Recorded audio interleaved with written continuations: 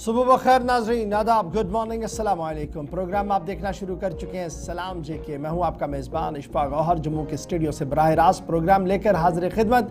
आज की अहम तरीन मॉर्निंग शो में बात न सिर्फ जम्मू कश्मीर के हालात वाक़ात के हवाले से होगी, बात जम्मू कश्मीर असम्बली की भी होगी जहाँ पर आज का दिन इंतहाई अहम है।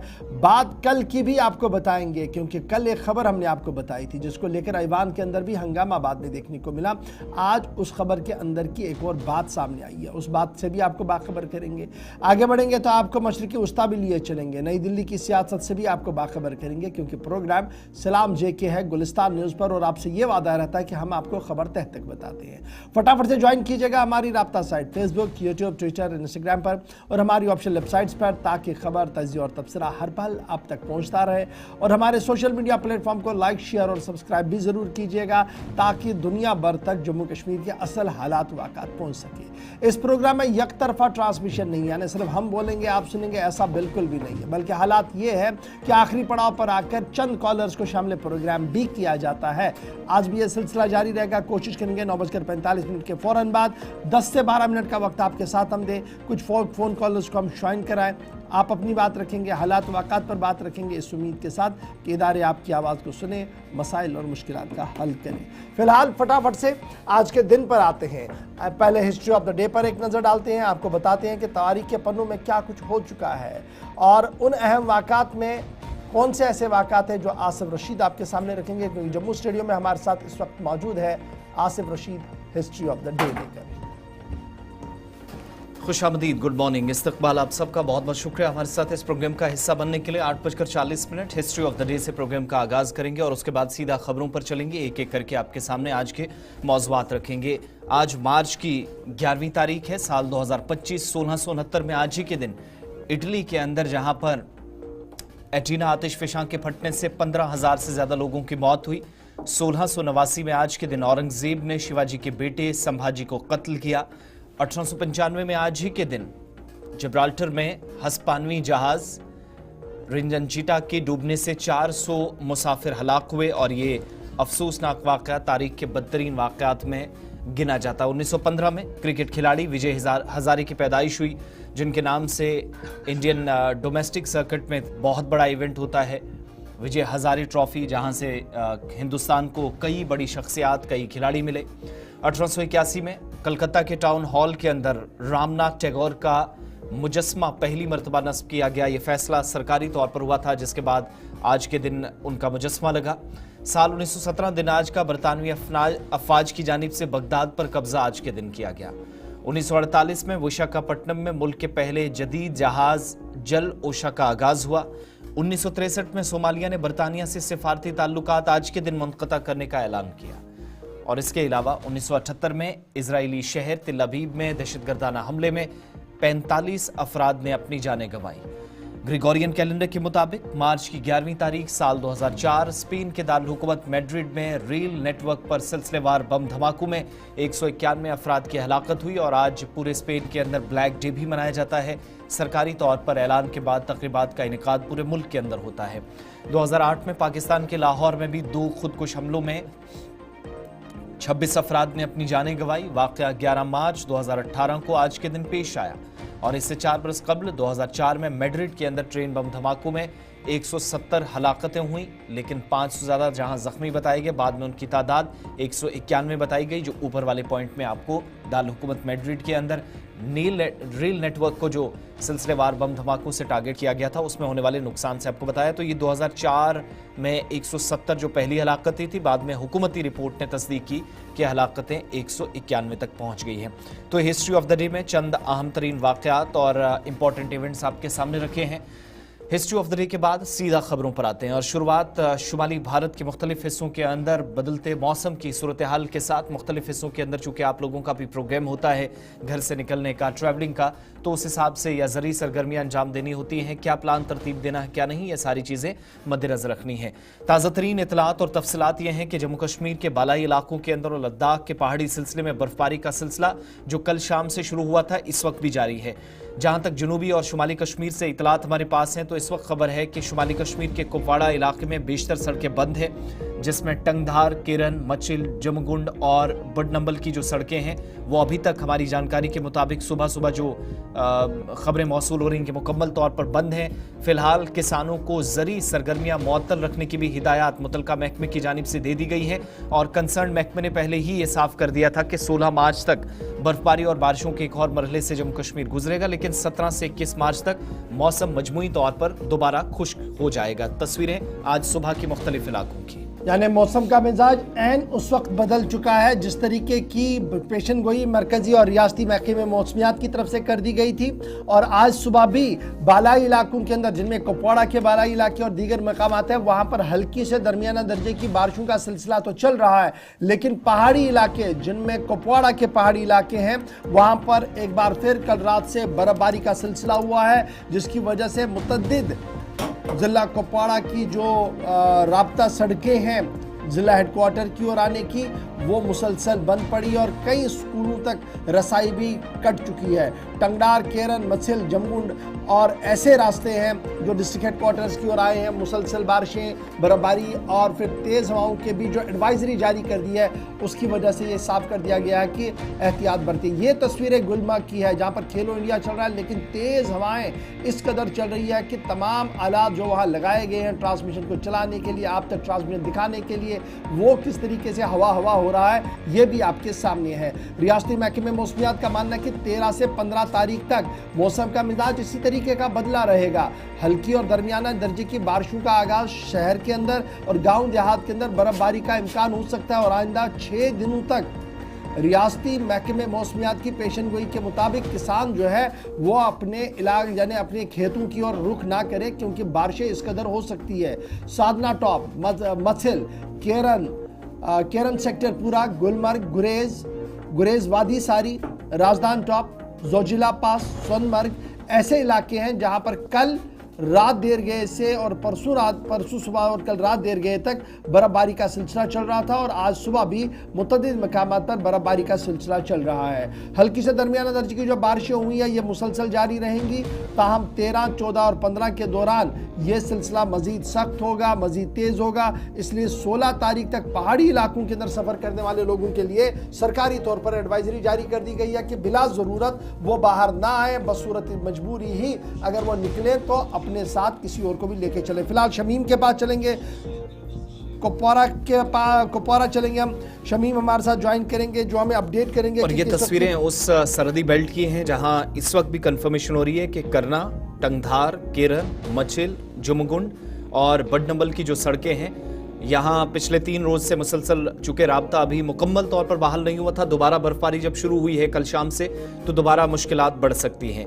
उसकी बुनियादी वजह यह है कि समुद्री सतह से बुलंदी पर हज़ारों फीट की बुलंदी पर वाक़ ये इलाके हैं और दूसरी बात बालाई हिस्से जो मुकम्मल तौर पर ज़िला और तहसील हेडक्वार्टर से राब्ता जिनका मुनक़ता हो जाता है, मुश्किलात आती हैं ज़रूरी सप्लाई में और ऐसे में दीगर कई मसाइल भी इन इलाकों के अंदर होते हैं। फिर जब हम राब्ता सड़कों की बात करते हैं तो श्रीनगर जम्मू कौमी शाहरा के हवाले से हमारे पास जो इतला है वो ये है कि मतला बरालूद है, लेकिन ट्रैफिक का नकल हमल लगातार जारी है। ट्रैफिक डिपार्टमेंट की तरफ से एडवाइजरी भी जारी कर दी गई है कि सफ़र करते हुए काफ़ी एहतियात बरतें, क्योंकि मौसम का मिजाज जिस तरीके का बना हुआ है। इस बीच लेन ड्राइविंग अगर की जाए तो सबसे बेहतर वो रहेगी और किसी तरीके की कोई तकलीफ किसी को उठानी नहीं पड़ेगी। फिलहाल तेज़ हवाओं के बीच बर्फबारी का सिलसिला लगातार जारी है।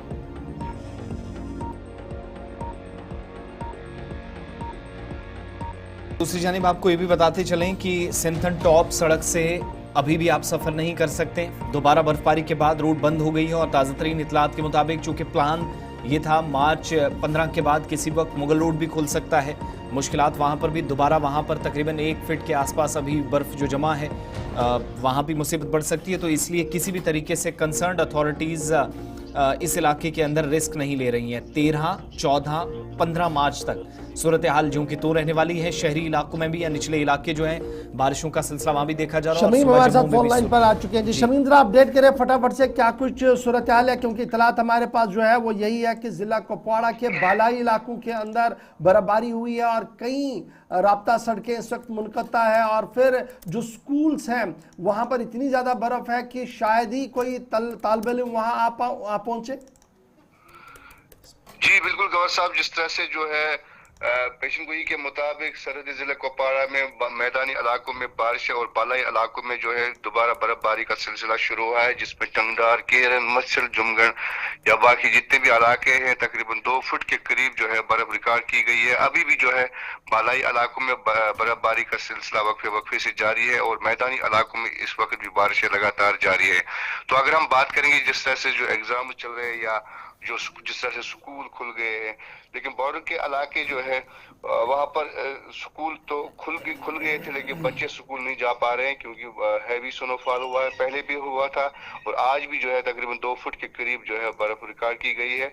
लेकिन साथ में जो दरमाना मुसाफिर है उनका मानना है कि उनके लिए जो है कोई यहाँ पर इंतजाम नहीं रखे गए हैं। खासकर अगर हम बात करेंगे जो तरह से श्रीनगर से कोई आ गया वो कुपवाड़ा में रुक गया है, उसके लिए कोई इंतजाम नहीं है, क्योंकि पहले यहाँ पर वो शटर होम जो है वो बनाए गए थे, लेकिन आज की डेट में उसमें कोई इंतजाम नहीं है, ये लोगों का मानना है। जी, तो अभी ज़िला इंतज़ामिया की तरफ से भी कहा गया है कि एहतियात बरतें और बालाई इलाकों के अंदर रहने वाले लोगों को स्पेशली ये कहा गया कि तेज़ हवाएं चल सकती हैं। जिस तरीके से हमने जम्मू में भी आज रात को देखा कि काफ़ी ज़्यादा तेज़ हवाएं चल रही थी, तो क्या इस तरीके का मौसम बना हुआ कि तेज़ हवाएं चल सकती है जिसकी वजह से सुनामी या एवलांच का भी खतरा बना रहेगा इन सेक्टर्स के अंदर?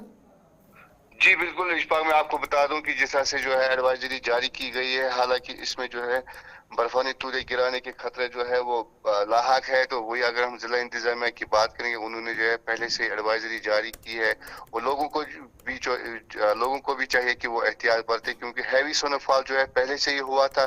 तकरीबन साधना के करीब तकरीबन 7 से 8 फुट बर्फ जो है वो रिकॉर्ड की गई थी पहले, और आज जो नई बर्फ वहां पर हुई है वो तकरीबन 2 फुट, यानी कुल मिला के हम ये कह सकते हैं तकरीबन 10 फुट के आसपास जो है इन पहाड़ी इलाकों में इस वक्त बर्फबारी है।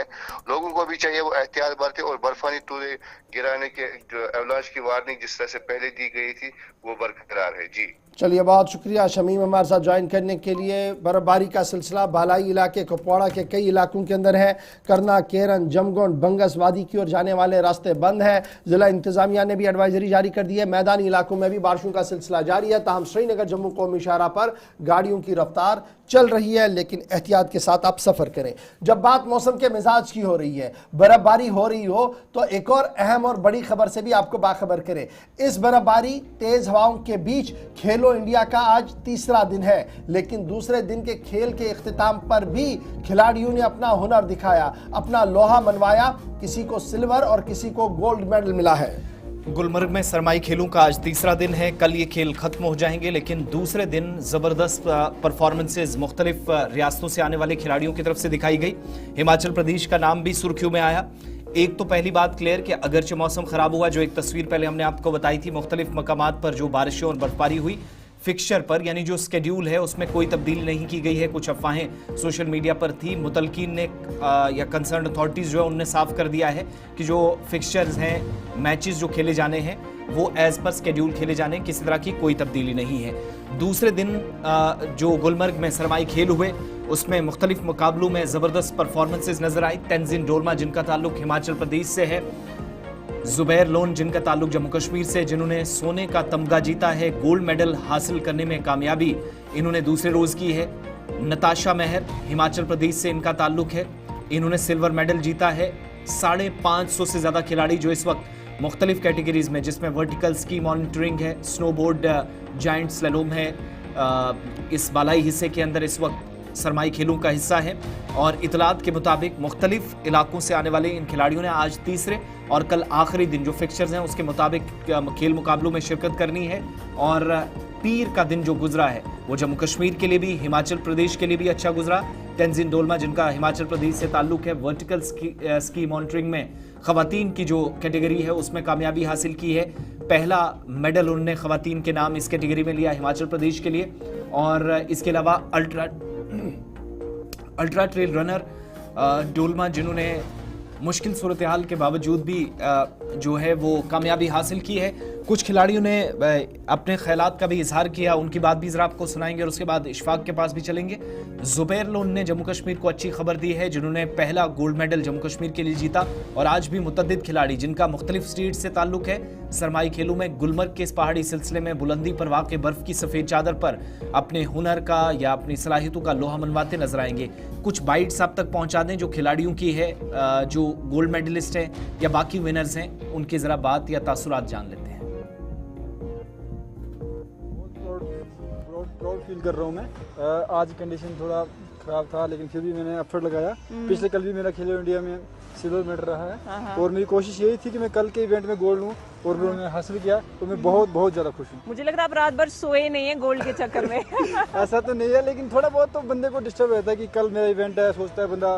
रात को भी होता है थोड़ा बहुत, तो एक्साइटमेंट होती है, थोड़ा सा डर लगता है। बिल्कुल।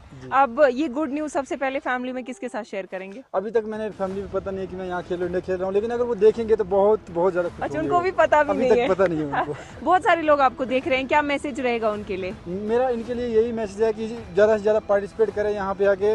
विंटर गेम को हमें और बढ़ावा देना पड़ेगा ताकि हम इंटरनेशनल में जाके मेडल लें। मैं यही जो यंग पीढ़ी है हमारी, उनको यही बताना चाहता हूँ कि ज़्यादा से ज़्यादा आए, सीखें, खेलें, तो इसको और बढ़ावा मिलेगा। अच्छा लग रहा है, बहुत अच्छा लग रहा है, बहुत एक्साइटेड हुए हैं। फर्स्ट टाइम मेरा गोल्ड आया। पिछली रेस में हमारा जो कल हुआ था उसमें मेरा ब्रॉन्ज था, अभी गोल्ड है। और इससे पहले 2024 में हुआ था, उसमें मेरा कोई मेडल नहीं था। तो मतलब जो आगे आता है उसको देख के हमें करेंगे। इशफाक, बहुत शुक्रिया ज्वाइन करने के लिए हमारे साथ मॉर्निंग शो में। मौसम का मिजाज बदला हुआ, बदलते मौसम के मिजाज के बीच खिलाड़ियों के हौसले काफी ज्यादा बुलंद है। कल तेज आंधी भी हो रही थी, आज सुबह क्या कुछ मौसम का मिजाज है? शहर के अंदर हल्की बारिशें हैं, कुपवाड़ा के बालाई इलाकों के अंदर बर्फबारी है, तो क्या गुलमर्ग के पहाड़ियों पर भी एक बार फिर बर्फबारी हो रही है और खिलाड़ी क्या कुछ कह रहे हैं? जी बिल्कुल गौर साहब, अगर हम गुलमर्ग की बात करेंगे, अगर जब टंगमर्ग में हल्की बारिशें हो रही हैं, ताहम सुबह सुबह जो डिविजनल सपोर्ट्स अफसर नुजहत जी है, उनसे हमारी बात हुई है, डिविजनल सपोर्ट्स अफसर कश्मीर से। उनका यह कहना है कि जो शेड्यूल था वो तो तय शेड्यूल के मुताबिक ही आज दोबारा से गुलमर्ग के कौंडूरी में जो इवेंट है वो मुनक्कद होने जा रहे हैं। और अपने ही शेड्यूल पे जिसने चाहे सलालम हो, चाहे जेंट सलालम हो, चाहे वर्टिकल हो, स्नो बोर्डिंग हो, वो इवेंट जो है आज बराबर जो है अपर पर होंगे। लेकिन गुलमर्ग के अपर में इस वक्त जी हल्की बर्फबारी हो रही है, ऐसा उनका कहना है। ताहम इवेंट जो है वो अपने शेड्यूल पर तय शेड्यूल पर रहेंगे। वही अगर हम बात करेंगे इस वक्त जो है, कल अगर जो दूसरा दिन था, दूसरे दिन अगर जम्मू कश्मीर की बात करें, जम्मू कश्मीर की टीम ने जुबैर लोन ने गोल्ड मेडल हासिल किया, जिनका ताल्लुक जो है टंगमर्ग से है, और उन्होंने जेट सलालम में जो है गोल्ड मेडल हासिल किया। पहले दिन उन्होंने सलालम में जो है गोल्ड मेडल हासिल किया। वही अगर इंडियन आर्मी की बात करेंगे, इंडियन आर्मी के हौसले भी पस्त नहीं है, वो भी कहीं ना कहीं अपने कर्तव्य दिखा रहे हैं। अगर उन्होंने पहले दिन ब्राउन्ज मेडल लिया है, वही कल करण सिंह ने यहाँ पर जो है करण सिंह ने गोल्ड मेडल लिया है। और वही अगर हम नताशा की बात करेंगे जो हिमाचल प्रदेश से है, उन्होंने भी गोल्ड मेडल हासिल किया है। इस तरह से अगर हम बात करेंगे पूरे खेलों के हवाले से जो कल दूसरे दिन रही, कहीं ना कहीं हिमाचल प्रदेश, इंडियन आर्मी और जम्मू कश्मीर की टीम जो है वो पेश रही है इन खेलों को यहाँ पर मुतारिफ कराने में और अपना कर्तव्य दिखाने में। इन पहाड़ियों पे अगरचे इस वक्त 3.5 फुट के करीब बर्फबारी है, उसके बावजूद भी अगरचे तेज हवाएं चली, लेकिन तेज हवाओं के बीच इंडियन आर्मी और जम्मू कश्मीर की टीम जो है वो यहाँ पर उन्होंने काफी जो है हौसले पस्त उनके नहीं हुए हैं। उन्होंने काफी सारे मेडल पिछले दिनों ऐसा लग रहा था कि शायद खेल ही ना हो, शायद ये कंपटीशन ही ना हो, खेलो इंडिया शायद खेला ही ना जाए क्योंकि बर्फ ही नहीं थी। अचानक से 5-6 घंटे की बर्फबारी हुई, 2-3 फीट वहां पर बर्फ जमा हुई और आज दोबारा रात को जो बर्फबारी हुई, इससे खिलाड़ियों के हौसले तो बुलंद होंगे और ज्यादा। क्या खेल को मजबूती के साथ अब देखा जाएगा? क्योंकि कुछ चीजें थी जहां पर आपका स्नो बहुत होना चाहिए था, कम था, लेकिन फिर भी मैनेज किया जा रहा था। अब जो ये बर्फबारी हुई है, क्या राहत स्पोर्ट्स अथॉरिटी के लिए, साई के लिए और खिलाड़ियों के लिए? देखिए, अगर जब गौर साहब साई की बात करेंगे तो उनकी हवाले से कल भी हमने उनसे बात की, क्योंकि उनका यह कहना है कि जिस तरह से गुलमर्ग की इस अफरोड की पहाड़ी पर इस वक्त बर्फबारी है और देश के प्रधानमंत्री ने भी कहा है कि गुलमर्ग को यहां पर विंटर कैपिटल का दर्जा दिया जाएगा। वही वहां के मकामी खिलाड़ी जो है, जो हिमाचल से ताल्लुक रखते हैं, उनका यह कहना है कि यहाँ पर बेहतर से बेहतर इंतजाम जो है होने चाहिए। जिस तरह से अगर हम दूसरे एक और एडिशन की बात करेंगे, और यह भी कहा गया कि अगर इसको सयाहती नक्शे पे तो लाया गया है पहले से, लेकिन अगर इन सपोर्ट्स को मजीद निखारने की जरूरत है और इंटरनेशनल तर्ज पे, नेशनल तर्ज पे यहाँ पर कुछ ऐसे इवेंट्स होने चाहिए जहां पर मजीद जो खिलाड़ी है बाहर के रियासतों से, यूनियन टेरिटरी से आ सके और अपना कर्तव्य यहाँ पर देखे, क्योंकि यहाँ पर इसमें जो है आर्टिफिशियल जो स्नो नहीं है, यहाँ पर जो जिस तरह के पहाड़ी पर जो स्लोप्स बनाए गए हैं उन स्लोप्स में हर एक यानी कि भारत के हर एक कोने से लड़के और लड़कियां आ सकती है और यहाँ से तरबत हासिल कर सकती है। उस हवाले से यहाँ पर मजीद कुछ करने की जरूरत है ताकि खिलाड़ियों को जो मुश्किलात थोड़े बहुत आ रहे हैं स्कीइंग करने में वो आइंदा न हो। बहुत बहुत चलिए, शुक्रिया अशफाक डार हमारे साथ रहने के लिए, तफसीलात फराहम कर रहे थे। तमाम गेम्स शेड्यूल के मुताबिक होंगी, फिक्सचर में कोई तब्दीली नहीं है। हिमाचल प्रदेश और जम्मू कश्मीर के खिलाड़ियों ने गोल्ड मेडल लाए हैं, कामयाबी के साथ शुरुआत इसकी की है। इससे पहले ब्रेक पे जाएं, खेल के मैदान से एक और खबर आपके सामने रख दें और उस नौजवान लड़की की बात करते हैं जिसका ताल्लुक जम्मू कश्मीर से है लेकिन एक और मुल्क के लिए अब ये खेल के मैदान में नजर आएगी। वंदना, जिनका ताल्लुक खित्ता चिनाब से है, इसने अपना नाम उस वक्त रोशन किया, इस वक्त सुर्खियों में है। भद्रवाह से इस नौजवान लड़की का ताल्लुक जो कनाडा की खवातीन क्रिकेट टीम में सिलेक्ट हो गई हैं।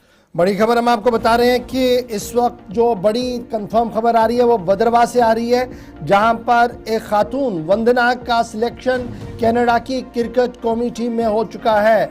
34 साल क्रिकेटर जिसका ताल्लुक भद्रवाह से है, उन्होंने एक हिस्ट्री बनाई क्योंकि आईटी इंजीनियर है, एंटरप्रेन्योर बाय प्रोफेशन है, लेकिन लगातार खेल के साथ उनकी दिलचस्पी रही है और फाइनली आज वो दिन आ ही गया कि इंडिया नहीं लेकिन सिलेक्शन उनका जो हुआ है वो हुआ है कनाडा की टीम के लिए और बाज़ाब्ता तौर पर कनाडा की कौमी टीम के लिए वो अब खेला करेंगी। माना जा रहा है कि इससे कबल कई स्टेट लेवल के जो टूर्नामेंट्स हैं क्रिकेट के अंदर उन्होंने वहाँ पर पार्टिसिपेट किया था लेकिन नेशनल पर मौका नहीं मिला। फाइनली उन्होंने पैशन भी नहीं छोड़ा और 34 ईयर की उम्र आते आते अब वो कनाडा के अंदर जब वो कनाडा की क्रिकेट टीम के लिए चली गई है तो वालिदैन अपने तरीके से खुश है, ये इलाका भद्रवाह भी खुश है। लेकिन जम्मू कश्मीर की जब आप बात करेंगे तो ये दूसरी लड़की होगी जो बैरून मुल्क के लिए खेलेगी, किसी और मुल्क के लिए खेलेगी। इससे पहले चाया मुगल भी है जिन्होंने रिप्रेजेंट किया था जम्मू कश्मीर की तरफ से, नहीं जम्मू कश्मीर की थी वो लेकिन किसी और टीम को रिप्रेजेंट किया था इंटरनेशनल फॉर्म में। और अब वंदना दूसरी लड़की बनी है जिनका ताल्लुक भद्रवाह से है। 34 ईयर्स की उम्र है, क्रिकेटिंग में काफ़ी ज़्यादा दिलचस्पी इनकी थी और फाइनली अब इनको कनाडा की क्रिकेट टीम में जगह मिली है। और ये साफ हो गया है कि लड़के तो लड़की, यहाँ पर लड़कियां भी किसी से कम नहीं, लेकिन सिर्फ ये है कि टीम के अंदर खेलने का मौका मिले, एवेन्यूज़ यहाँ पर ज़्यादा हो ताकि ये टैलेंट बाहर नहीं बल्कि मुल्क के लिए खेले। एक बड़ा सवाल भी है। फिलहाल अच्छी खबर कि वंदना का ताल्लुक भद्रवाह से, लेकिन अब ये खेलेंगी कनाडा की कौमी क्रिकेट टीम के लिए, जो खवातीन की क्रिकेट टीम कनाडा की है वहाँ पर इनका सिलेक्शन एज ए ऑलराउंडर के तौर पर हो चुका है। छोटा सा ब्रेक होगा जी, यहाँ पर ब्रेक के उस पार आएंगे तो आपको बताएंगे कि न थमने वाला हंगामा आज भी जारी है। हंगामा कहाँ पर है, क्या कुछ बात है, उस पर भी गुफ्तगू करेंगे। और फिर अब आप MLAs के सामने जाकर काम करवा लीजिएगा क्योंकि मामला इसी तरीके का है। अभी तक के MLAs के बता रहे थे कि हमारे पास फंड नहीं है, लेकिन फंड को लेकर एक स्ट्रेटजी डेवलप की गई है और अब हर MLA को MLA फंड भी होगा। कहां पर होगा, कैसे होगा, कितना होगा, बताएंगे आपको छोटे से ब्रेक के बाद। बने रहिएगा हमारे साथ।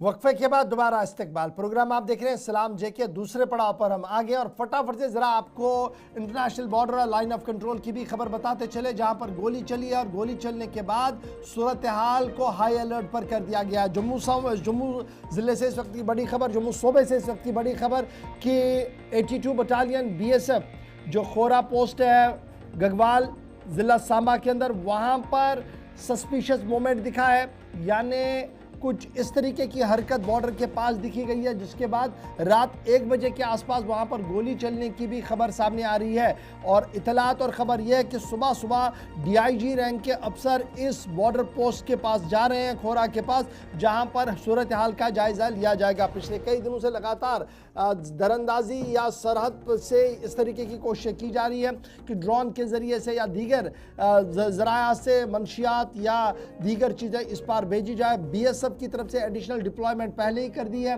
ताहम इस वक्त की बड़ी खबर यह है कि रात को गोली चली है, बॉर्डर सिक्योरिटी फोर्सेस के जवानों की तरफ से तब गोली चलाना पड़ी है जब एक सस्पिशियस मोमेंट बॉर्डर के आसपास देखी गई। और इस वक्त ज़िला सांबा का गगवाल इलाका जो ये इलाका है, यहाँ पर सर्च भी चल रहा है और BSF के आला ओहदेदार भी थोड़ी देर में यहाँ पर पहुँचने वाले हैं। ऋषि खजूरिया के पास सीधे चलेंगे, हमारे नुमाइंदे ज्वाइन कर चुके हैं। ऋषि जरा अपडेट करें, ये कितने बजे का वाकया है, कहां पर हुआ है, और इत्तला ये है कि एक बड़े बेल्ट के अंदर अभी डिप्लॉयमेंट जो कर दी गई है वो सर्च भी चला रही है।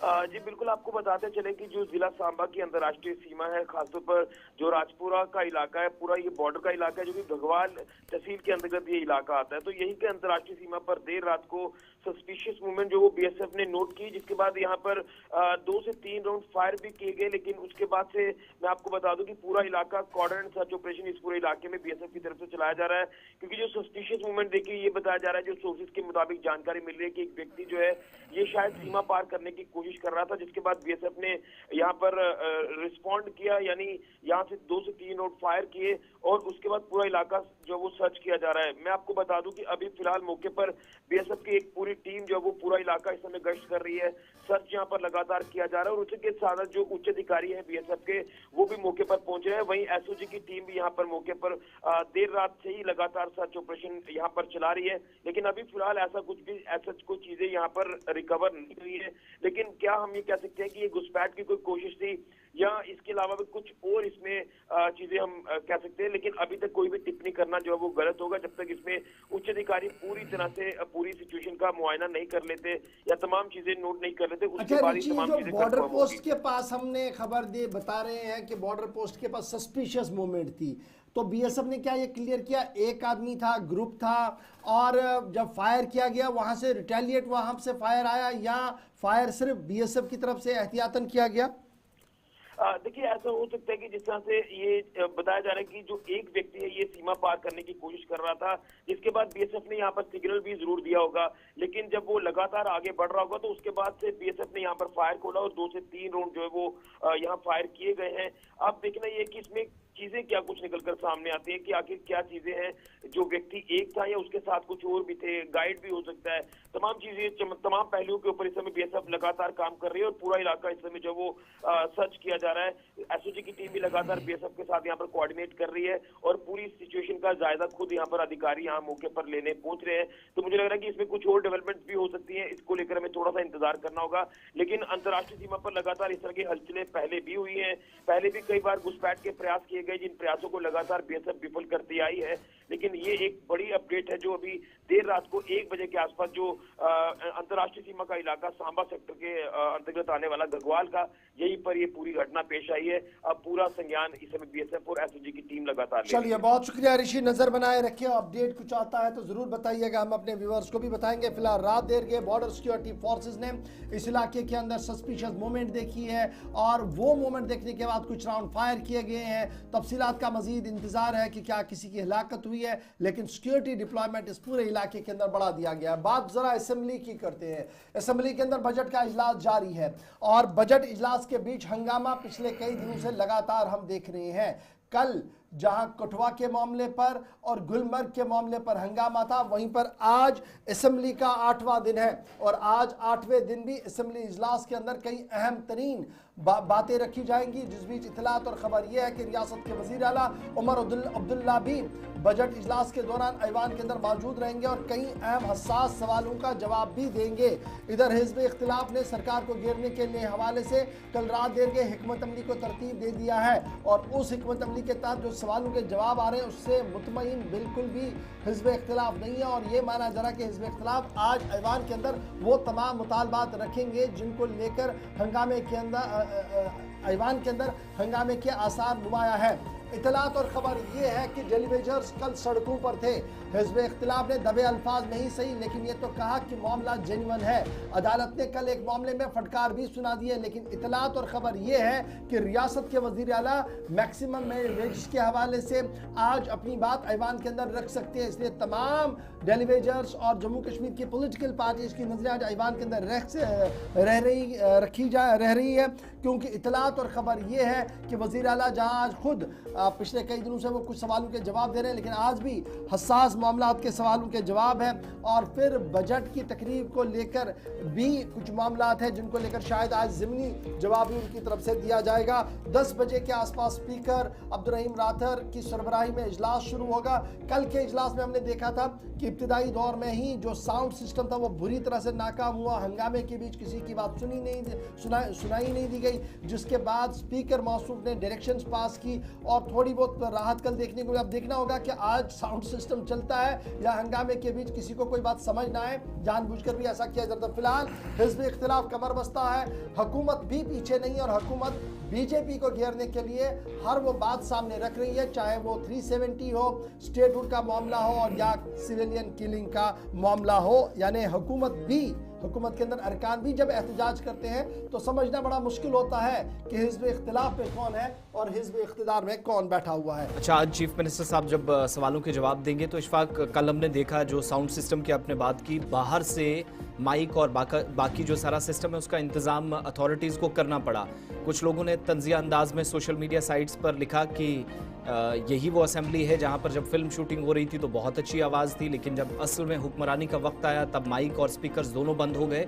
इसको लेकर काफ़ी हुकूमत को और दोनों तरफ से बीजेपी पर भी निशाना साधा जा रहा था। लेकिन असल मामला ये है कि कल की जो कार्रवाई है उसका तकरीबन 50 से 60% हिस्सा शुरुआती 2.5 घंटों में बुरी तरह मुतासिर हुआ। बाद में वक्त गुजरने के साथ साथ माइक और स्पीकर्स आहिस्ता आहिस्ता चलने लगे, लेकिन पहली बार ये हमने देखा कश्मीर के मुकाबले जम्मू में साउंड सिस्टम काफी खराब। पहली बार दरअसल बड़े दिनों और बाद इजलास हुआ अराकीन और खुद भी हुकूमत इसके लिए भी तैयार नहीं थी और ये पुराना सिस्टम लगा है। शायद नई असेंबली का इंतजार हो रहा है वहाँ पर कुछ ठीक किया जाए, लेकिन न तो आप गैलरी में कुछ सुन पा रहे हैं, न प्रेस गैलरी में ऑडियो क्लियर है और ग्राउंड की तो बात ही नहीं। जो ऐवान के अंदर भी लोग हैं वो भी चलाते ही रहते हैं। फिलहाल बढ़ते हैं जी आगे, बात जरा एक और अहम आपके साथ रखते हैं और बड़ी खबर आपके सामने रखते हैं कि अब मेंबरान असेंबली की तनख्वाहों का मामला तो हल हो ही गया, लेकिन अब वो काम करेंगे और कॉन्स्टिट्यूएंसी डेवलपमेंट फंड को लेकर बाज़ाब्ता तौर पर एक लाहेअमल बनाया गया है।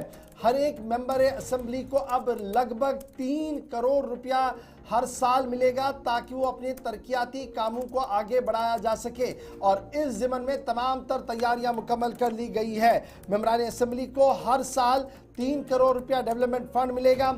नई गाइडलाइन CDF के हवाले से इशू कर दी गई है और ये साफ कर दिया गया है कि कम से कम एक प्रोजेक्ट पर 10 लाख रुपए की कैप लगाई गई है रहनुमा खतूत के बीच। नई बात जो बताई गई है कि इंडिविजुअल प्रोजेक्ट पर एक कैप कर दी गई है 10 लाख रुपए की और जो अनस्पेंडेड यानी अगर कोई पैसा रुक गया, वो इस्तेमाल नहीं हुआ तो वो अगले साल होगा, वो लैप्स नहीं होगा। इस तरीके की बात जो है वो इसमें बनाई गई है। स्ट्रीमलाइन किया गया है ये सारा मामला और अब यूटिलाइजेशन ऑफ फंड्स एलोकेट जो किया जाएगा मेंबरान असेंबलीज को डेवलपमेंटल फंड्स के लिए उनकी कॉन्स्टिट्यूएंसीज के अंदर, तो जम्मू कश्मीर के अंदर बाज़ाब्ता तौर पर नए गाइडलाइंस बापती कॉन्स्टिट्यूएंसी डेवलपमेंट फंड स्कीम को जारी कर दिया गया है और ये डिसीजन जो है ये काउंसिल ऑफ मिनिस्टर्स ने 3 मार्च सन 2025 को वेट कर दिया था। अब ये नया अपडेट जो आया है, गाइडलाइन जो आई है, तो एमएलए रिकमेंड कर सकता है तरक्याती काम 3 करोड़ रुपए के सालाना अपनी कॉन्स्टिट्यूंसी के अंदर, और ये फंड जो होंगे ये उन फंड से अलावा होगा जो स्टेट और बजट के हवाले से उन्हें मिलता है। अब ये कहाँ पर खर्च कर सकते हैं? पीने का पानी यानी ड्रिंकिंग वाटर फैसिलिटीज़, सड़क बनाने के हवाले से, एजुकेशन सेक्टर के अंदर, पब्लिक हेल्थ के अंदर, सैनिटेशन के अंदर, पावर डिस्ट्रीब्यूशन के अंदर, टूरिज्म इंफ्रास्ट्रक्चर के अंदर यह पैसा खर्च किया जा सकता है। और हुकूमत ने यह भी साफ कर दिया जो नए मेंबरान नॉमिनेटेड मेंबर्स होंगे उन्हें भी बाज़ाब्ता तौर पर यह मौका दिया जाएगा इस पैसे को खर्च करने का, उनका भी सिलेक्शन ऑफ वर्क्स करने का पूरा हक होगा। गाइडलाइंस ने साफ कर दिया कि सीडीएफ जो खर्च किया जाएगा तरक्याती मंसूबों के लिए, उसके लिए revenue expenditure, salaries, land acquisition और फिर कॉस्ट, लैंड एक्विजिशन का कॉस्ट जो है वो मना कर दिया गया कि ना आप सैलरी इससे दे सकते हैं, ना आप लैंड एक्विजिशन इस पैसे से करेंगे। सिर्फ तरक्याती काम है जिसको लेकर आपने करना है। तमाम प्रोजेक्ट्स को 1 साल की मुद्दत की, 1 या 2 साल की मुद्दत तक ही रहना है। यानी अगर आपने कोई प्रोजेक्ट शुरू किया तो ये 5 साल ना हो, 2 साल की मुद्दत के अंदर अंदर आपने प्रोजेक्ट्स को मुकम्मल करना है। 2 साल डेडलाइन दे दी गई है। डिस्ट्रिक्ट डेवलपमेंट कमिश्नर्स DDCs जो हैं वो प्लान को अप्रूव करेंगे। यानी एमएलए ने अपना सारा प्लान डीडीसी को भेजना है, डिस्ट्रिक्ट डेवलपमेंट कमिश्नर साहब को भेजना है, और डिस्ट्रिक्ट डेवलपमेंट कमिश्नर उसकी अप्रूवल करने के बाद उसे आगे करेगा। नई गाइडलाइंस के अंदर जो sanction and execution of CDF projects है, इसमें यह साफ कर दिया गया कि एमएलए की लेटर हेड पर डीडीसी को रिक्वेस्ट जाएगी और तमाम एडमिनिस्ट्रेटिव अप्रूवल 45 दिनों के अंदर अंदर मुकम्मल करनी है। और पब्लिक वर्क्स डिपार्टमेंट हो, रूरल डेवलपमेंट डिपार्टमेंट हो या रेलिवेंट बॉडीज हो जिनको ये एग्जीक्यूशन का काम सौंपा जाएगा, वो टेक्निकल और फाइनेंशियल नॉर्म्स को पूरा ध्यान में रखेंगे। साथ साथ ये भी इस ऑर्डर के अंदर साफ कर दिया गया है कि अकाउंटेबिलिटी और गाइडलाइन को मैंडेटरी कर दिया गया है। मॉनिटरिंग डीडीसीज करेंगे और field inspectors quarterly progress reports भेजेंगे। फाइनेंशियल ऑडिट भी होगा और डिस्ट्रिक्ट डेवलपमेंट कमिश्नर रेस्पॉन्सिबल होंगे डाटा अपडेट करने का, तमाम सीडीएफ प्रोजेक्ट्स का। और यह साफ कर दिया गया है कि काउंसिल मीटिंग्स के अंदर इसकी अप्रूवल्स को भी सामने रखा जाएगा। तो इस तरीके से अब एक एमएलए 3 करोड़ रुपया 1 साल तरक्याती कामों पर खर्च कर सकता है। उम्मीद ये थी कि 5 से 8 करोड़ रुपया होगा, लेकिन माली मामला जो असेंबली के बताए गए हैं, जो हमारे बजट के बताए गए हैं, उसने कैप कर दिया है फिलहाल 3 करोड़ के आसपास हर एक मेंबर असेंबली को। तो अरकान असेंबली को सालाना कितना पैसा मिलेगा जिससे हिसाब किताब होगा, नई रहनुमा खतूत जारी कर दिए गए हुकूमत की जानिब से और सारी तफसीलात आपके सामने इस खबर के ज़रिए पहुंच गई है। लेकिन बात अब ज़रा उन आदाद शुमार की भी करते हैं जिसमें जम्मू कश्मीर के अंदर बेरोज़गार नौजवानों के ताल्लुक से भी तफसीलात सामने आई हैं। सरकार से मुसलसल सवालात पूछे जा रहे थे और हुकूमत की हिकमत अमली क्या है इन सारी सिचुएशंस को या चैलेंजेस को ओवरकम करने के लिए, टैकल करने के लिए। तो जवाब बड़ा हैरान कुन भी अपने आप में है और एक तरह से चैलेंजिंग भी इंतज़ामिया के सामने, हुकूमत के सामने, इदारों के सामने। जम्मू कश्मीर के अंदर अभी भी बेरोज़गार नौजवानों की एक कसीर तादाद है जो इंतज़ार कर रहे हैं कि सरकारी मुलाजमत उन्हें मिले, नौकरी मिले, और इसके लिए तकरीबन जनवरी 2025 तक 3.70 लाख से ज़्यादा बेरोज़गार नौजवान जॉब पोर्टल पर रजिस्टर कर चुके हैं, जिसकी तस्दीक खुद इंतज़ामिया ने, खुद अथॉरिटीज़ की जानिब से कर दी गई। ये बयान या ये जो स्टेटमेंट जो है वो हुकूमत की जानिब से भी या हुकूमती इदारों की जानिब से मुसलसल दिया जाता रहा और ताज़ा तरीन जो आदाद शुमार रहे हैं उसको जब आप खंगाल कर देखते हैं तो जनवरी के महीने तक अप टू 2025 जनवरी तक हुकूमत के मुताबिक जो सरकारी एक जॉब पोर्टल है जिस पर बेरोज़गार नौजवान मुख्तलिफ कैटेगरीज़ में जा सकते हैं, अप्लाई करते हैं, कहाँ पर कौन अहलियत रखता है उस हिसाब से जाते हैं। तो हुकूमत ने कहा है कि जनवरी 2025 तक 3,70,000 से ज़्यादा नौजवानों ने इस पोर्टल पर रजिस्ट्रेशन कराया और रजिस्टर्ड नौजवानों में 1.13 लाख ग्रेजुएट हैं। पोस्ट ग्रेजुएट भी इन्हीं में शामिल हैं जो 1.25 लाख के आसपास नौजवानों की तादाद बनती है। बीजेपी के रुकने असेंबली और सीनियर लीडर श्यामलाल शर्मा की तरफ से एक तहरीरी सवाल पूछा गया था जिसका जवाब deputy chief minister Jammu Kashmir Surendra Chaudhary ने दिया और कहा कि पॉलिसियां बनाने के मंसूबों का खाका पेश किया जाएगा जिसका मकसद यूनियन टेरिटरी में एक तो जो हुनरमंद और गैर हुनरमंद दोनों यानी स्किल्ड और नॉन स्किल्ड लेबरर्स हैं या अनएम्प्लॉयड यूथ है उसके रोज़गार के हवाले से इकदाम उठाए जाएं। तो जनवरी 2025 तक का ये जो खाका पेश किया गया कि 3,70,811 बेरोजगार नौजवानों को रजिस्टर इस पोर्टल पर किया गया। इसके अलावा एक सर्वे किया गया। हुकूमत के मुताबिक बुनियादी सर्वे ने इशारा किया कि 18 से 60 साल की उम्र के 4.73 लाख अफराद में से एक अहम हिस्सा जिसने काम करने की ख्वाहिश जाहिर की, लेकिन फिलहाल बेरोजगार हैं और अप्लाई करने के लिए इस पोर्टल पर चले गए। मिशन यूथ के तहत कई इकदाम हुकूमत के मुताबिक शुरू किए गए। रजिस्टर्ड होने वालों में 66,628 ग्रेजुएट्स हैं, 47,114 पोस्ट ग्रेजुएट्स हैं, 15,396 दीगर डिग्री होल्डर्स और 9,884 डिप्लोमा होल्डर्स नौजवान शामिल हैं। डिप्टी चीफ मिनिस्टर के जवाब के मुताबिक बेरोजगार तालीम याफ्ता नौजवानों के रजिस्ट्रेशन एक रजाकाराना अमल है और हुकूमत की जानिब से ये दरवाजे खोले गए, लेकिन इसके बाद मुलाजमत की जो एक लकीर है या एक जवाब आना है हुकूमती सतह पर, वो तो अथॉरिटीज़ पर डिपेंड है। लेकिन जो लोग अप्लाई कर रहे हैं वो रजाकाराना तौर पर कर रहे हैं और माली साल 2020-21 से चल रही हुकूमत के मुताबिक जो एक मुमकिन स्कीम है उसमें भी, और इसके अलावा ट्रांसपोर्ट के शोबे में रोजी रोटी के मौके पर सबसे ज़्यादा तवज्जो हुकूमत ने मरकूज़ की है। 2022-23 में भी मुतारिफ कराई गई तेजस्वनी स्कीम का मकसद हुकूमत के मुताबिक नौजवान ख़वातीन को मुख्तलिफ इक़दाम के ज़रिए बाख्तियार बनाना, उन्हें एम्पावर करना है। और 2022 और 23 में ही परवाज़ स्कीम भी शुरू की गई। नौजवानों के एक तो मसाबकती इम्तहानात और भर्ती का मौका उनको फराहम किया गया। लेकिन 100 बात की एक बात कि अभी भी पोर्टल पर 3.25 लाख नौजवानों की ऐसी तादाद है हुकूमत के जवाब के मुताबिक जिन्होंने रजाकाराना तौर पर अप्लाई किया है, और ग्रेजुएट्स की तादाद 66,000 प्लस, 47,000 प्लस है जो अंडर ग्रेजुएट हैं, मगर ये वो नौजवान हैं जो रोजगार की तलाश में हैं और हुकूमत पर एक तरह का दबाव भी बना हुआ है। अब इनमें से शॉर्ट लिस्ट कितने होंगे, कितने आएंगे, जो भर्तियां टोटल ये भी तो बता दिया गया कि 32,000 प्लस जो पोस्टें हैं वो मुख्तलिफ डिपार्टमेंट्स में खाली हैं। लेकिन जब आप उससे कंपैरिजन करते हुए इस डेटा को देखते हैं तो वो शायद इसका 60-65 या 66% हिस्सा ऐसा है जो अभी भी खाली है। जो नौजवान अप्लाई कर रहे हैं उसमें बहुत कम नौजवानों को, बल्कि ना के बराबर, इन महकमों में काम करने का मौका मुस्तकबिल में मिल सकता है, जो अभी तक की कम से कम माली तौर पर सूरत हाल जम्मू कश्मीर की आई के साथ ही याद है जब चुनाव चल रहा था तो नेशनल कॉन्फ्रेंस कह रही थी बेरोजगारी की शरह पूरे मुल्क के मुकाबले में ज़्यादा है। और नेशनल में भी जब हम वो डाटा देख रहे थे तो प्राइवेट एजेंसियां बना रही थी तो लग रहा था ऐसा। सरकार तब भी कह रही थी दिल्ली के अंदर जनाब ये डाटा ऐसा नहीं है, डाटा बड़ा कंट्रोल में है।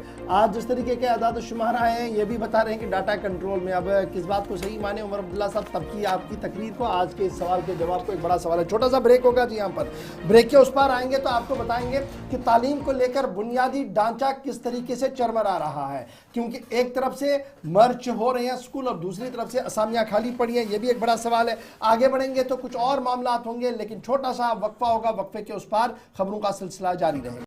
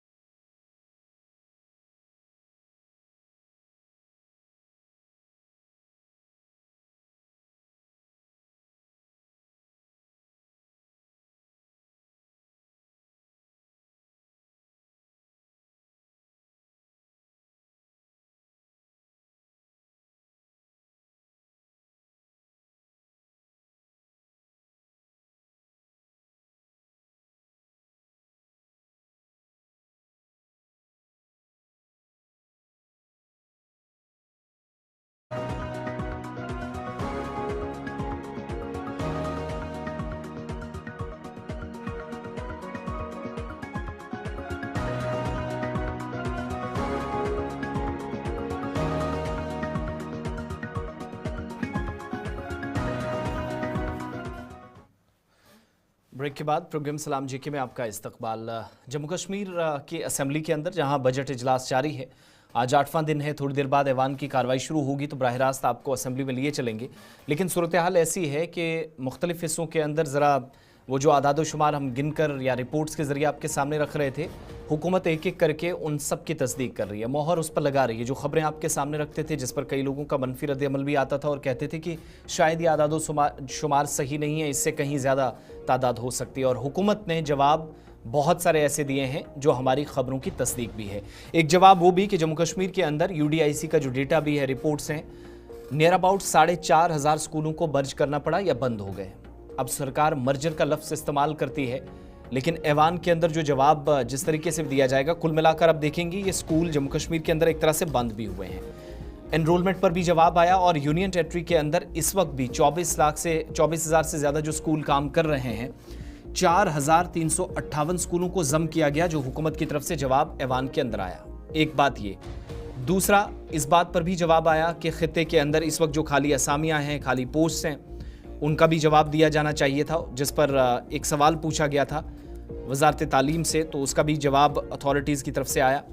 और कुल मिलाकर 4,175 लेक्चरर्स की पोस्टें इस वक्त भी जम्मू कश्मीर के अंदर खाली हैं, जिसकी तस्दीक खुद जम्मू कश्मीर की वज़ीर तालीम सकीना ईतू की जानिब से की गई, और उनके मुताबिक खाली ओहदे जो मुख्तलिफ सरकारी स्कूलों में या इदारों के अंदर हैं, मुश्किलात का सबब ज़रूर हैं, लेकिन इनको फिल करने के लिए, इनको भरने के लिए भी साथ साथ इक़दामात या कोशिशें इस वक्त जारी हैं।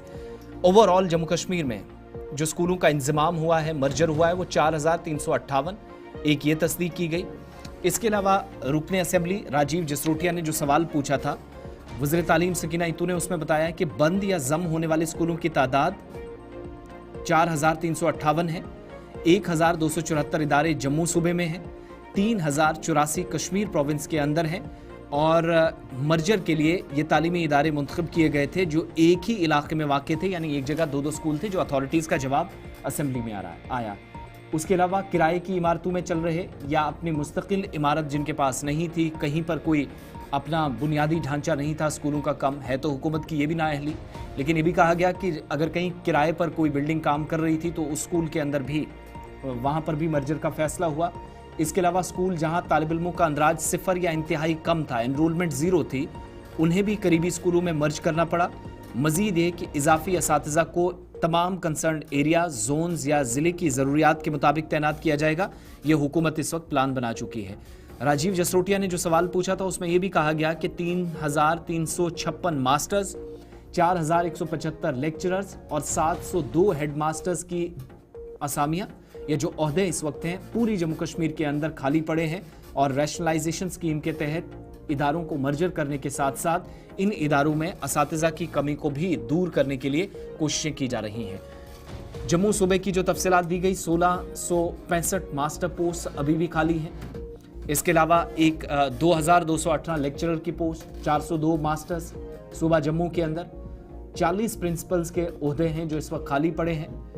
तमाम वैकेंसीज टीचर्स की हैं जिनको जो सैक का डिसीजन था साल 2018 का, स्टेट एडमिनिस्ट्रेटिव काउंसिल का, चाहे वो RETs का हो, ग्रेड 2 टीचर्स का मसला हो, उनके मुताबिक कुछ चीज़ों पर पाबंदियां थी या उस वक्त सीटों को फ्रोज़ किया गया था, लेकिन उस फैसले के बाद भी दोबारा हुकूमत ने नया प्लान तरतीब दिया और 5 वर्षों में ये जो प्लान है जिसके मुताबिक काम शुरू हुआ है कि खाली ओहदों को तरजीह बुनियादों पर हुकूमत फिल करने जा रही है। और कश्मीर प्रोविंस में 1,671 मास्टर्स के ओहदे खाली हैं, 1957 लेक्चरर्स और 300 हेड मास्टर्स जो इस वक्त कश्मीर सूबे के अंदर नहीं है, जिसका मतलब यह है कि मुतअद्दिद स्कूल या तालीमी इदारे बगैर सरबराह के काम कर रहे हैं। एक तरफ से एनरोलमेंट ड्राइव चल रही है, बच्चों को स्कूल लाना है, दूसरी तरफ से इंफ्रास्ट्रक्चर में हम कहाँ पर है वो किसी से छुपा नहीं है।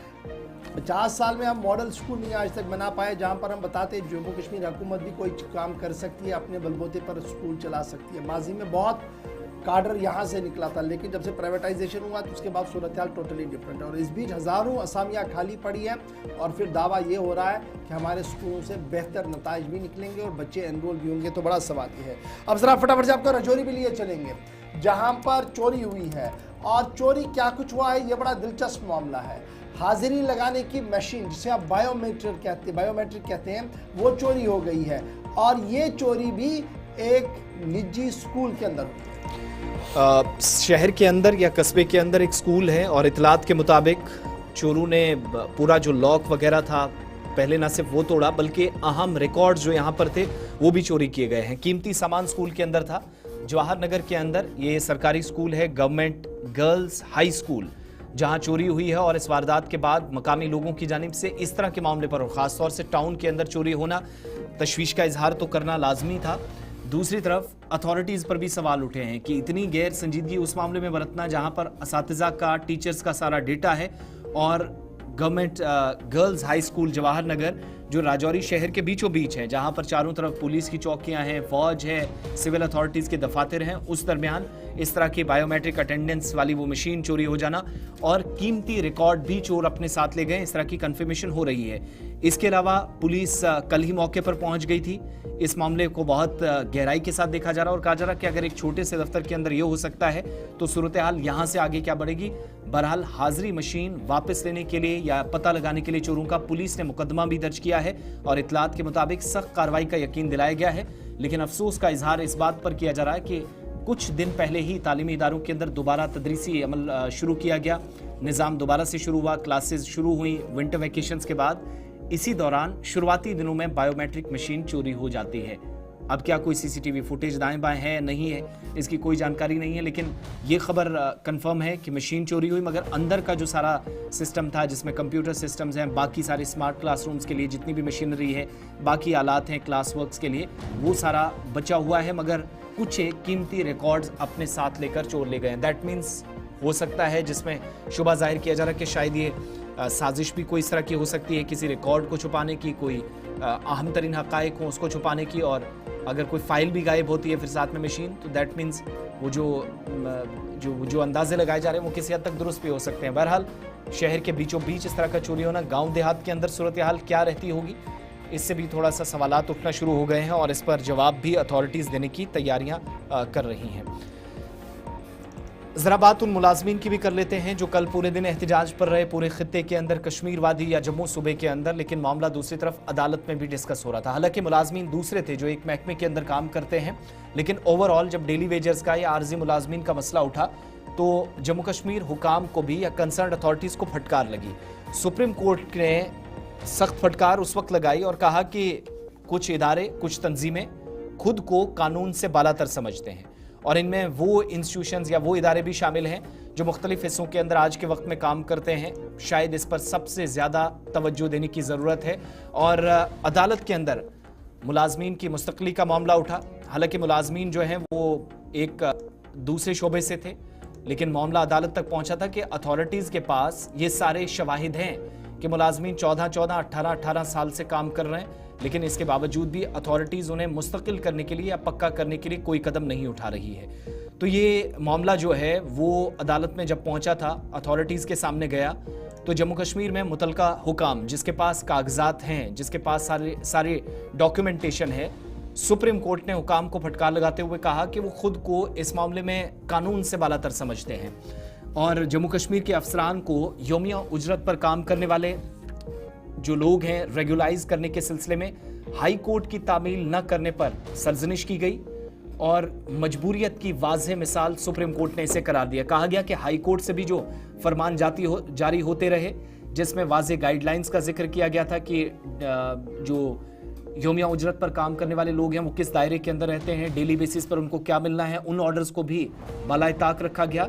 इस केस में जस्टिस सूर्यकांत और जस्टिस एन कोटेश्वर सिंह की बेंच ने कहा कि देही तरक्की महकमे में या आरडीडी के अंदर काम करने वाले जो मुलाजमीन हैं, 14 से 19 साल के दरमियान काम करने वाले जो डेली वेजर्स हैं या यौमिया उजरत पर काम करने वाले लोग हैं, उनको परमानेंट करने के लिए हाई कोर्ट का 2007 का एक ऑर्डर है।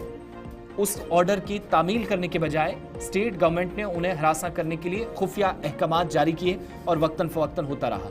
इस मामले को चैलेंज किया गया सुप्रीम कोर्ट में।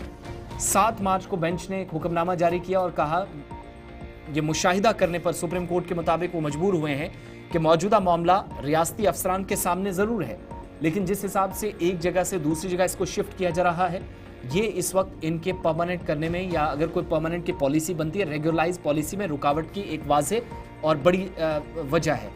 इसके अलावा अफसरान को इनडायरेक्टली कहा गया कि कानून को की पहुंच इनसे ऊपर है, लेकिन ये खुद को कानून से ऊपर समझते हैं। 3 मई 2007 के हाई कोर्ट के ऑर्डर की तामील करने में तकरीबन 16 साल लगने वाले एहलकारों ने हैरानी का इजहार किया था और अदालत में यह बात भी कही थी कि हाई कोर्ट के जो ऑर्डर्स थे उसके मुताबिक आज तो वो 10-10 साल से पक्के होने चाहिए थे। ऐसा नहीं हुआ और इसके अलावा हाई कोर्ट डिवीजन बेंच की तरफ से 25,000 रुपए का जुर्माना आयद करने में मुदाखलत करने से भी इनकार कर दिया, लेकिन यह जरूर कहा कि हाई कोर्ट के जो अहकामात हैं हम तो जुर्माना नहीं कर सकते, लेकिन अफसरान इन मामलात में कानून से ऊपर खुद को ना समझे। 16 साल पहले जो ऑर्डर्स जारी हुए थे, 3 साल पहले जो दोबारा ऑर्डर्स आए और पिछले साल जो ऑर्डर्स जारी हुए, उन पर कम से कम डेली वेजरों को उन ऑर्डर्स के मुताबिक राहत पहुंचाई जाए। चलिए जनाब, अब बढ़ते हैं जी आगे। जरा बात सन्नत की करते हैं, इंडस्ट्री की करते हैं, क्योंकि 5 अगस्त 2019 के बाद एक बहुत बड़ी बात सामने आई मीडिया के जरिए से, लेफ्टिनेंट गवर्नर साहब के तकरीरों में, एडवाइजर्स की तकरीरों में, गवर्नमेंट के प्रेस रिलीज में यह कहा गया कि 370 और 35 से ख़त्म होने के बाद जम्मू कश्मीर के अंदर सन्नती इनकलाब का आगाज़ हो गया है। नई सन्नती पॉलिसी को मुतारफ़ कराया गया है, जिसकी वजह से लाखों करोड़ रुपये की सन्नतें अब जम्मू कश्मीर में लगना शुरू हो जाएंगी और आने वाले चंद सालों के अंदर उसका फायदा और उसकी रिफ्लेक्शन जम्मू कश्मीर के अंदर देखने को मिलेगी, जब यहां पर बेरोजगार नौजवानों को वहां पर रोजगार मिलेगा। लेकिन एदाद-ओ-शुमार सरकार के जो है वो ये बता रहे हैं कि सन 2019 के बाद कुल मिलाकर 10,516 करोड़ रुपए की इन्वेस्टमेंट जम्मू कश्मीर के अंदर हुई है और उसमें 3,407 करोड़ सूबा कश्मीर के अंदर और 7,108 करोड़ रुपया सूबा जम्मू के अंदर इन्वेस्टमेंट हुई है।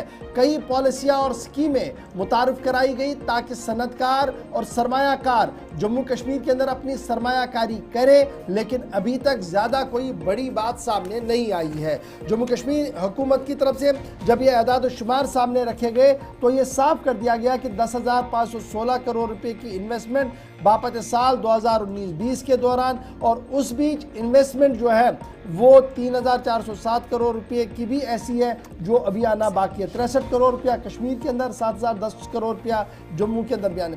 अच्छा, फिर इन्वेस्टमेंट जो है एक और जो डाटा वाइज शेयर किया गया, ईयर वाइज शेयर किया गया, तो उससे यह साफ पता लग रहा है कि ज़्यादा वाली इन्वेस्टमेंट की जो बातें हो रही थी और ये बताया लगाया जा रहा था कि ज़मीनें अलॉट की गई हैं और अब जिन्हें सनत लगानी है वो काम कर रहे हैं, MOU साइन हुए हैं, तो शायद 1-1.5 साल के अंदर अंदर इसका समर देखने को मिलेगा। लेकिन शायद समर के लिए और थोड़ा सा इंतज़ार करना होगा, क्योंकि पॉलिसी ने जो सेंटर सेक्टर पॉलिसी थी जिसको लेकर सनतकार और सरमायाकार मुतारिफ हुए थे, यहाँ की ओर मुतवज्जह हुए थे, वो स्टक हो गई है। नई दिल्ली के अंदर नई पॉलिसी का आगाज़ कैसे होगा और क्या दिल्ली वाली पॉलिसी को दोबारा लाया जाएगा, एक बड़ा सवाल है। लेकिन हुकूमत ये साफ बता रही है कि जनाब हज़ारों करोड़ रुपए की बात तो सही, लेकिन ये तभी सही मानी जाएगी जब तमाम इंडस्ट्रियाँ जम्मू कश्मीर के अंदर काम करेंगी, तब जाकर यहाँ पर थोड़ी सी राहत यहाँ के लोगों को भी मिल सकती है।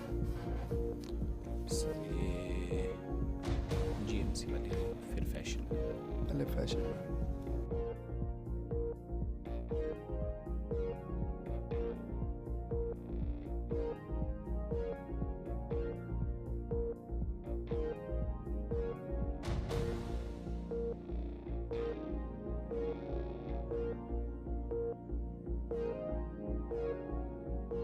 चलिए जनाब, अब जरा बात करते हैं। पहले तो हमने सेहत शोबे की आपको बताई कि किस तरीके से पोस्ट वैकेंट है।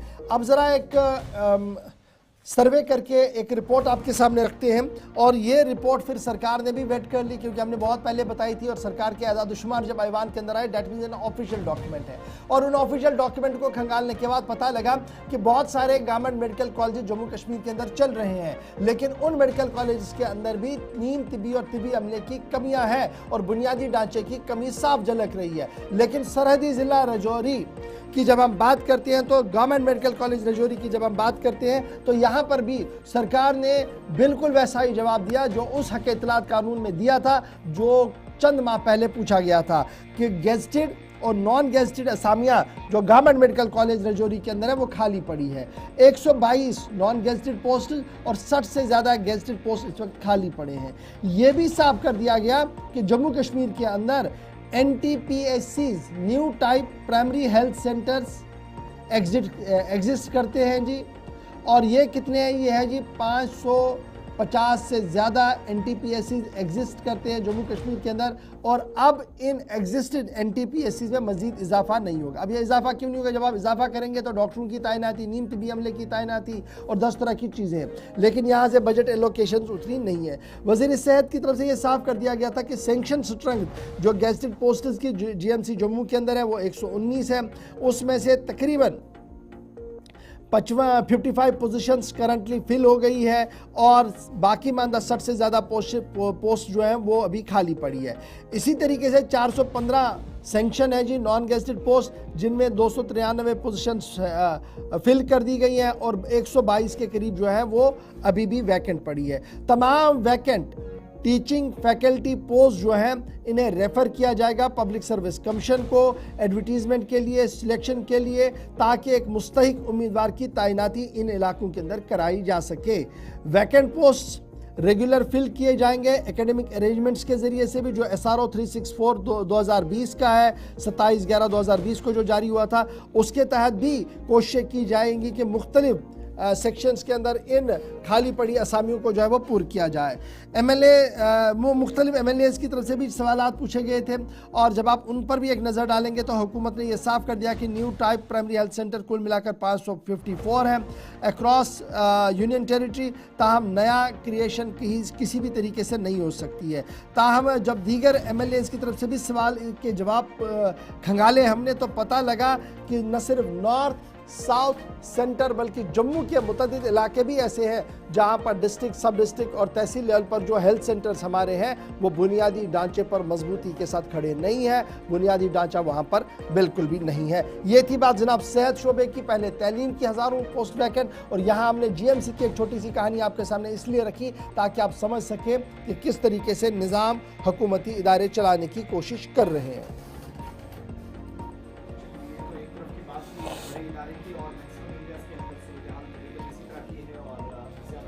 के अंदर जब जब सवाल हुकूमत की जानिब से पूछे गए तो जवाब तकरीबन इसी तरह का है। थोड़ी देर में आपकी कॉल्स भी लेंगे, आप अपने इलाकों की सूरत हाल भी बताइएगा। इससे पहले दीगर कुछ खबरें आप तक पहुंचेंगी और चारों नंबर्स आपकी स्क्रीन पर आएंगे तो आपकी कॉल साथ साथ लेंगे। लेकिन जब तक आपकी कॉल्स आती हैं, खबर ज़रा वेरीनाग साउथ कश्मीर के अनंतनाग ज़िले से, जहां पर एक अहम तरीन कोशिश हो रही है कि मेडिसिनल प्लांट्स भी हों और खुशबूदार पौधे या जो दवाएँ जहाँ से तैयार हो सकें, इस तरह की एक कोशिश कामयाब होती दिखाई दे रही है।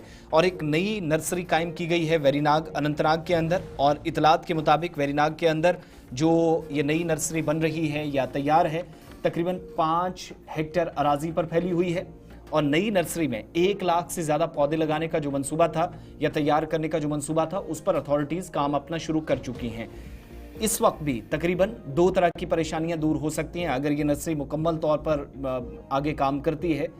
दवाएं तैयार करने वाले पौधे जो कि खित्ते के अंदर खुद भी एक तो आमतौर पर जम्मू कश्मीर के अंदर या मुल्क के किसी भी हिस्से में हो तो पहाड़ी सिलसिले में तलाश की जाती हैं, वो नर्सरी के अंदर तैयार हों। एक वो शायद थोड़ी सी परेशानी दूर हो जाएगी। दूसरा, खुशबूदार पौधे भी अथॉरिटीज़ के मुताबिक यहाँ पर मौजूद होंगे और ये हॉलिस्टिक एग्रीकल्चर डेवलपमेंट प्रोग्राम, जिसको आप HADP कहते हैं, उसके तहत उठाया गया एक कदम है। और वेरीनाग बेल्ट साउथ कश्मीर अनंतनाग ज़िले का एक खूबसूरत इलाका, जहां पर ये प्लांट्स या 1 लाख से ज़्यादा पौधे लगाने और नर्सरी कायम करने का जो तकरीबन 5 हेक्टेयर अराजी पर फैला हुआ इलाका है, जहां पर ये प्लांट्स तैयार किए जाएंगे। इतलात के मुताबिक या अथॉरिटीज़ जिस बात की तस्दीक कर रहे हैं कि मेडिसिनल और एरोमेटिक जो प्लांट्स हैं ये आमतौर पर बैरून ममालिक सबसे ज़्यादा इस्तेमाल में लाए जाते हैं, लेकिन चूँकि जम्मू कश्मीर के अंदर भी एक ऐसा हिमालयन बेल्ट है जहां पहाड़ी सिलसिले के अंदर मौजूद हैं, लेकिन नर्सरी के जरिए कहीं पैदावार हो और 1 लाख तक ये बैंक पहुंच जाए, ये इस तरह का अपनी नौयत का पहला इकदाम है।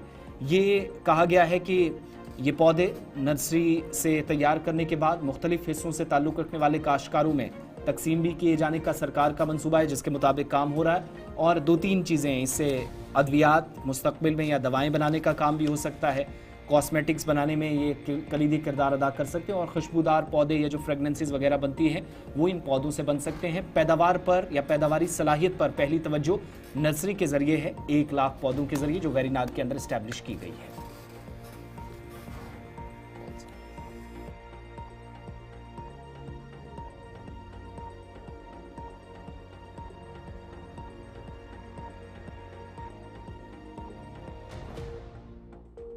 आपको याद भी दिलाते चलें कि एक मामला है जो अभी भी थमा नहीं है और आज भी शायद ऐवान के अंदर इस पर गर्माहट देखने को मिल सकती है। ऐवान के अंदर क्या कुछ होगा वो तो अपनी जगह, लेकिन बाहर इस पर काफ़ी ज़्यादा सियासत हो रही है। सोशल मीडिया पर यह माना जा रहा है कि हर बार माफ़ी मांगना काफ़ी नहीं है, माफ़ी मांगने के साथ साथ अमली कदम भी होना चाहिए। मामला गुलमर्ग की सर्द वादियों के अंदर गर्म उस फैशन शो का है जो इन दिनों सुर्खियों के अंदर बना हुआ है और इस फैशन शो के होने के बाद वजीर आला भी मैदान में आए, जिन्होंने रात ही इस पर इंक्वायरी के ऑर्डर्स दिए और फिर असेंबली के स्पीकर ने यह साफ किया कि जनाब ऐवान के अंदर इस पर बात नहीं होगी क्योंकि ऑलरेडी मैटर टेकअप हो चुका है और हमें इंक्वायरी का वेट करना है। 24 घंटे हो गए हैं लेकिन अभी तक भी इस बात का अता पता नहीं कि इस शो के कराने वाले लोगों को इजाज़त किसने दिया था। क्या वाकई तौर पर इजाज़तनामा उनके पास था या अचानक से ये हुआ है। अब सवाल इतना ही नहीं है बल्कि leader of opposition Sunil Sharma साहब एक बड़ा इल्ज़ाम लगा चुके हैं। कहा कि ये मामला जो है दरअसल गुलमर्ग का ये वज़ीर आला साहब के एक ख़ास रिलेटिव है जिनके होटल के अंदर ये हुआ था और ये पॉसिबल ही नहीं है कि वज़ीर आला इस हसास इवेंट से बाखबर ना हो। बीजेपी तो अपनी जगह बात कर चुकी है, पीडीपी की लीडर भी प्रेस कॉन्फ्रेंस कर चुकी है कल इस पूरे मामले पर और फिर मुख्तलिफ ज़रा ब्लॉक को जब हम खंगालते हैं तो वज़ीर आला की बात को अपनी जगह तो ठीक मानी जाती है, लेकिन होटल मालिक कौन था इसकी बात हो रही है। फिर परमिशंस क्या गुलमर्ग डेवलपमेंट अथॉरिटी की तरफ से दिया गया, डिस्ट्रिक्ट एडमिनिस्ट्रेशन की तरफ से दिया गया, क्या डू एंड डोंट्स के प्रोटोकॉल को फॉलो किया गया और अगर नहीं किया गया तो क्यों उन अफसरों ने कार्रवाई नहीं की, उन अफसरों के खिलाफ भी कार्रवाई हो, इस तरीके की मांग जो है वो इस वक्त हो रही है। एक तरफ से ये चल रहा है, दूसरी तरफ से वज़ीर आला ऐवान के अंदर कह चुके हैं कि ये बर्दाश्त से बाहर है, ये इंसानियत के ख़िलाफ़ है और हम इसको जम्मू कश्मीर के अंदर होने नहीं देंगे क्योंकि जम्मू कश्मीर एक हसास इलाका तो है ही, लेकिन यहाँ पर ऋषियों मुनियों और संतों की जो सरजमीन है, यहाँ पर इस तरीके से बरहना होकर शो करने की किसी को इजाज़त नहीं होगी। जनाब स्पीकर साहब, गुलमर्ग के मामले में कई सारे ऑनरेबल मेंबर्स ने नाराजगी और खदशात का जाहिर किया। ये सही है कि हमने इस मामले में इंक्वायरी ऑर्डर की है, लेकिन इंक्वायरी की कुछ प्रिलिमिनरी फैक्ट्स जो हैं हमारे सामने आए हैं। एक प्राइवेट पार्टी के तहत गुलमर्ग में एक 4 रोज का एक इवेंट ऑर्गेनाइज करने की बात हुई थी। उस 4 रोजा इवेंट में 7 तारीख को एक फैशन शो का ऑर्गेनाइजेशन किया गया था। उस फैशन शो में कुछ ऐसी बातें सामने आई, कुछ ऐसा वहां पे उसमें हिस्सा लिया गया जिससे कि लोगों के जज्बात को ठेस पहुंची और अपने आप में लोग गलत नहीं हैं। जाहिर सी बात है कि जिन लोगों ने उस फैशन शो को ऑर्गेनाइज किया था उन्होंने अपने अकल का इस्तेमाल नहीं किया। उन्होंने लोगों के जज्बात के बारे में नहीं सोचा, उन्होंने इस बारे में नहीं सोचा कि वो कहां पे कर रहे हैं और किस वक्त में कर रहे हैं। कुछ लोगों ने ये कहा कि रमजान के पाक महीने में ये नहीं होना चाहिए था। मैं तो ये मान के चलता हूं कि जो मैंने देखा वहां पे वो तो रमजान छोड़िए साल के किसी भी दिन वो नहीं होना चाहिए। लेकिन मैं एक बात यहां क्लियर करना चाहता हूं, हुकूमत की तरफ से इसमें कोई रोल नहीं था। ये प्राइवेट पार्टी थी, उन्होंने प्राइवेटली इस फंक्शन का ऑर्गेनाइजेशन किया, उन्होंने प्राइवेट होटल में इसको रखा और प्राइवेटली अपने इनविटेशन कार्ड्स बांटे।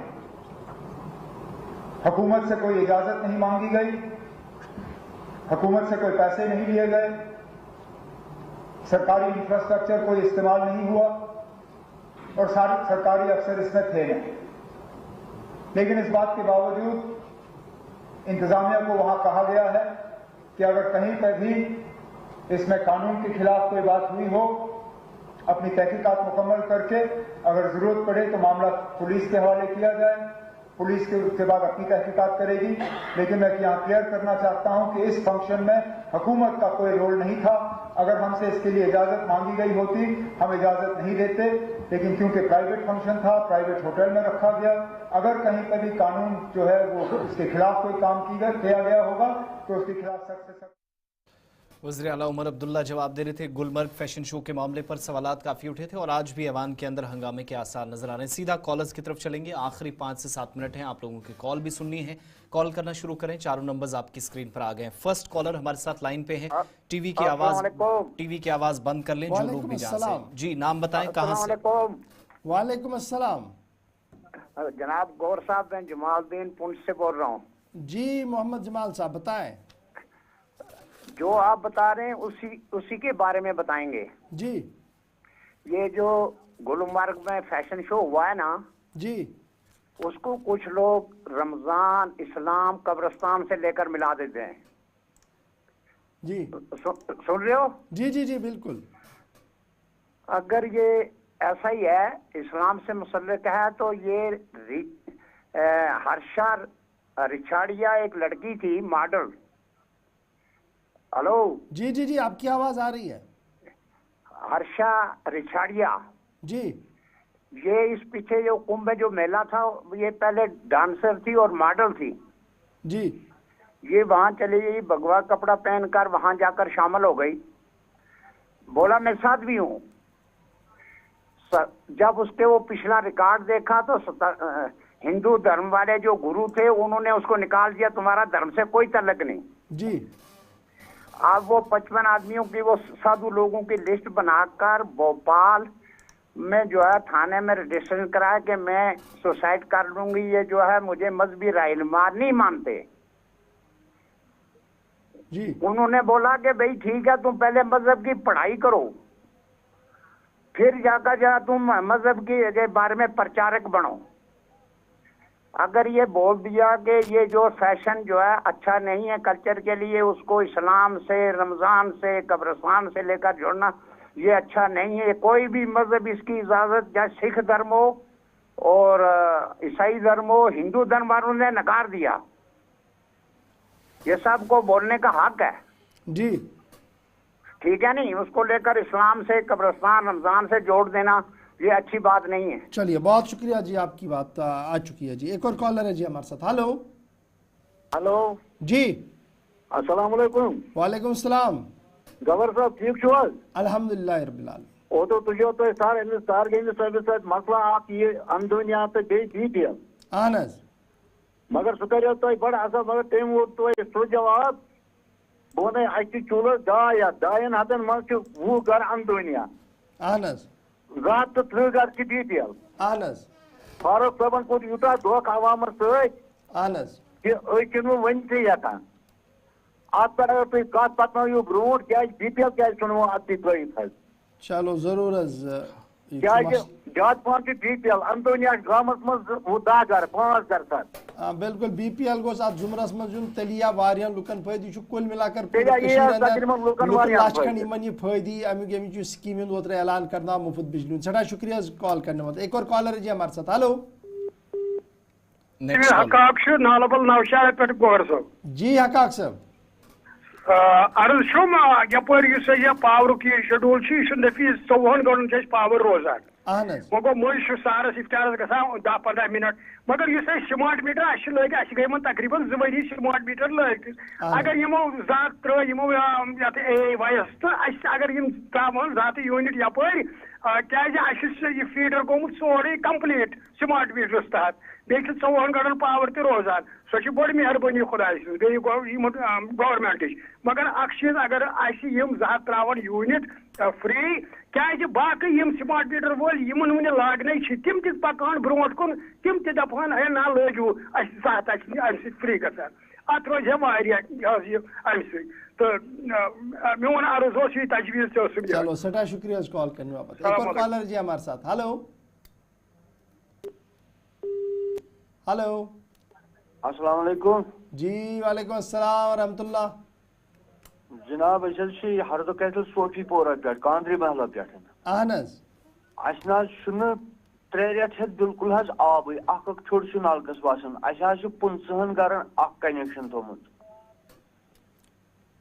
वजह क्या आब सप्लाई पूर कह या थोप वोप कुन जाए आब बराबर मगर अस 50 गरन सह पोशन कहें अकै लाइन 50 गरन बिल्कुल बिल्कुल आब कित पे कंटिन्यू कि टाइम टाइम ना बिल्कुल अख छोड़ अख कतर तय वनो वा मुतलिक अफसरस तति या जई सबस के आदित नजर काल पगह वनन हज यमन फीडरन अफसरन डीसी ऑफिस कोर फोन मगर कहीं तवज्जो एमएलए कंसर्न अल्ताफ कलिस तमिस कर मैसेज रात तम ये तिमन कर मैसेज चलो इंशाल्लाह इस बात ना तिमन ताम यह मामले युथ चनाब किल्लत यस तुंदिस इलाकस अंदर यह गस कुन तरीक कम एक और कॉलर है जी हेलो हेलो हेलो जी अस्सलाम वालेकुम वालेकुम अस्सलाम रहमतुल्लाह तुझ ये खबर सब ठीक पे अल्हम्दुलिल्लाह रब्बिल आलमीन बहुत मोहम्मद शफी ये गिल कदल जूनी मार पे जी शफी साहब आज कर ये सियासत वगैरह कत ना तुंद आसान बोजान सारनस तुंद यह प्रोग्राम असल प्रोग्राम ठीक